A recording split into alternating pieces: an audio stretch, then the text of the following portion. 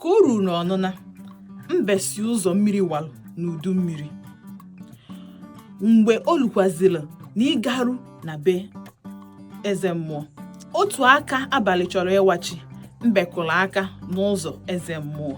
Otu a ka mbe si wee nafelụ nnwale eze mmụọ. Eze mmụọ wee chichesi mba na ọ ka ya enyekwa ya nnwale ọzọ. O wee sị na o fọdụrụ ofu ihe mbe ga-emekwazi. Ọ jụziri ya wee sị ya na mmanya o ji ikwe wee gota, o juru eju ka ọ na o juru eju. Mbe wee mee ka ya bụ mmanya a na-achọ isi n'ikwe wee yafu. O wee sị ngwa ya cheki enu, ya bụ mmanya o juru eju ka ọ na o jughị eju. N'ebe ahụ ka ọ na wee tinyezi eze mmụọ na gbagharịa.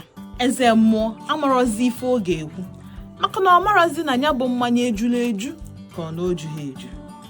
Kedu ife ịmụtara na ya bụ akụkọ n'ụbọchị nke taa?